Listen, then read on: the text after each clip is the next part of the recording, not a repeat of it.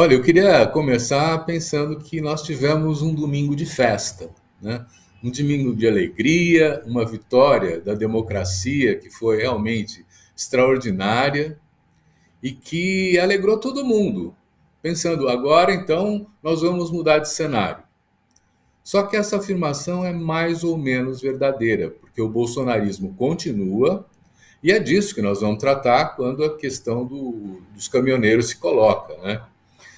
Eu acho que a gente tem um grupo que ataca as instituições, que recusa o resultado eleitoral, propõe a ditadura, e o futuro próximo nos reserva um cenário de conflitos e de violência. Não é outra coisa, né?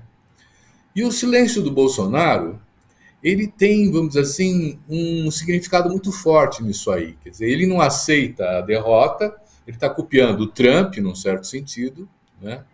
E quando ele faz isso, ele estimula que esse núcleo mais radical bolsonarista vá para as ruas e vá bloquear as estradas. O que, aliás, já estava sendo combinado mesmo antes da primeira votação, do primeiro turno. Quer dizer, caso houvesse a derrota do Bolsonaro, os bolsonaristas iam bloquear as estradas e se concentrar em frente aos quartéis nas cidades, né? Então é uma coisa de que tem uma orquestração, tem uma organização. É impressionante porque as associações dos caminhoneiros autônomos não assumem esse bloqueio, está dizendo que é contra, né? E o que a gente está vendo é um lockout. Você sabe o que é um lockout? É uma ação de greve dos empresários de transporte.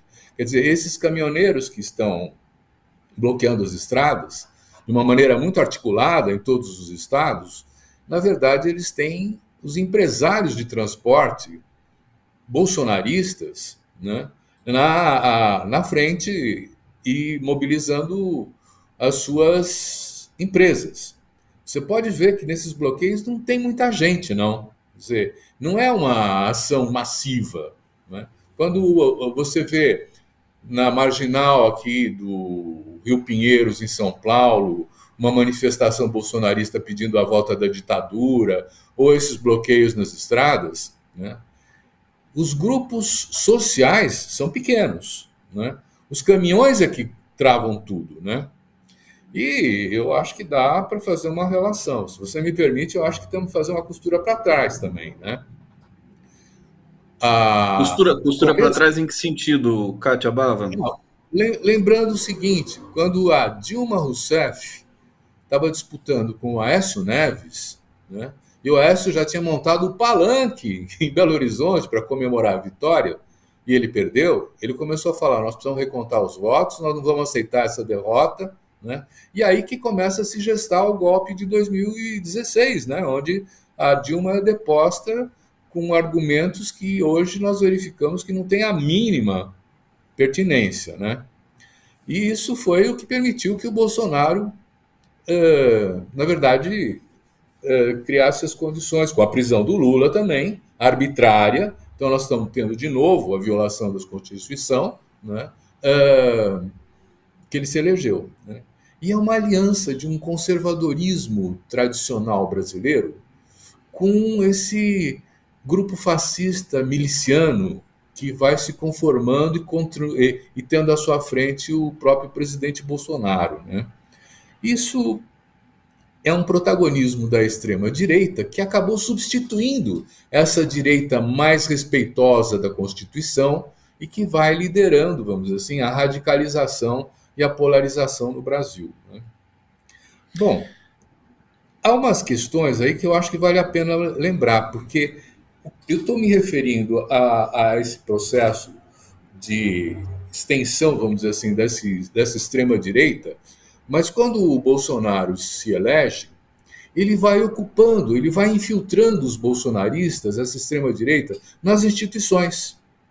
Você lembra o que aconteceu com o IBAMA, com a FUNAI, com o ICMBio, com a Fundação Palmares, com o Ministério da Educação, com os ministérios de uma maneira geral. São pessoas que não têm a mínima competência e o compromisso com a missão dessas instituições, uma missão democrática, de respeito de direitos, de regulação do que pode e o que não pode, e vão sendo colocados à frente dessas instituições pessoas extremamente radicalizadas, sem qualquer formação, sem qualquer capacidade de enfrentar os desafios brasileiros. É o caso do Ministério da Saúde, que teve centenas de milhares de mortos que não precisavam ter passado por isso, suas famílias, essas mortes todas, porque o aparelhamento do Ministério da Saúde impediu que ele exercesse a sua função. Aí eu fui ver o que acontecia com a Polícia Rodoviária Federal, né? A Polícia Rodoviária Federal foi uma dessas instituições aparelhadas pelo bolsonarismo. Esse presidente, o Silvinei Vasquez, né, ele foi indicado diretor-geral da Polícia Rodoviária Federal, ele foi indicado pelo Flávio Bolsonaro. Esse é o primeiro lance. Isso foi em abril de 2021. Né? Em novembro de 2021, o Silvinei ele condecora o Bolsonaro em nome de toda a Polícia Rodoviária Federal, prestando uma homenagem a ele. E se você for ver o Instagram do Silvinei, houve momentos em que ele claramente fazia campanha em prol da eleição do Bolsonaro. Quer dizer, um diretor de uma instituição pública que sai da sua posição de institucional, né, e se compromete politicamente com um projeto autoritário e fascista. Né? Bom, ele começou a fazer os seus desastres em outubro de 2021, quando a Polícia Rodoviária Federal faz uma chacina de 26 pessoas que estavam sendo acusadas de preparar um assalto a um banco. Eles quiseram envolver, inclusive, a Polícia Federal, né? A Polícia Rodoviária Federal quis envolver a Polícia Federal, mas a Polícia Federal não entrou nessa, porque estava cheirando que haveria uma chacina.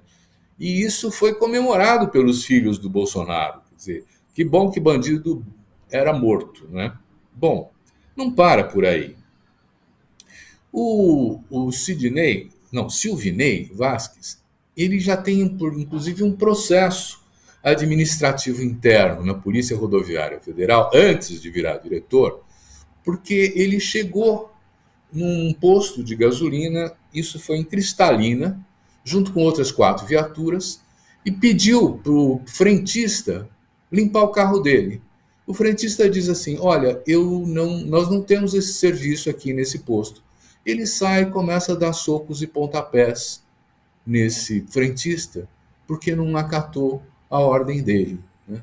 É esse fulano que nós temos. Ele só não foi expulso da corporação porque a corporação deixou prescrever o prazo do processo, porque era líquido certo a responsabilidade dele. Né? Bom, em maio de 2022, mais um pouquinho que eu acho que vale a pena, né? Tá bom. Esse diretor-geral revogou o funcionamento das comissões de direitos humanos da Polícia Rodoviária Federal. Né?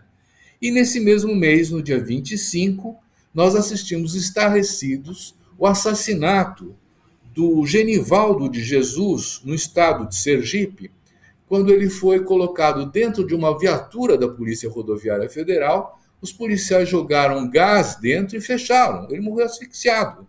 Né? Isso foi visto, esse vídeo circulou. Né? Agora, com todo esse trajeto anterior, o que nós assistimos agora nas eleições? Né? A Polícia Rodoviária Federal, usando os mapas da primeira votação, do primeiro turno, se concentrou na sua ação nos locais em que o Lula teve mais votos e bloqueou mais de 500 ônibus intermunicipais que iam levar as pessoas para votar. Isso faz parte do crime eleitoral de que o Silvinei deve ser responsabilizado. Né? E agora eles estão se confraternizando com os caminhoneiros, né? No sentido de que é o bolsonarismo que, tomando conta da Polícia Rodoviária Federal, acaba também se somando a esses caminhoneiros. Tanto é que agora você veja que o Alexandre de Moraes está pedindo que a PM desocupe as estradas. E está avisando a Polícia Rodoviária Federal. Se vocês não obedecerem também essa ordem, a gente vai botar o seu diretor-geral na cadeia. Então, é essa a situação que nós estamos vendo.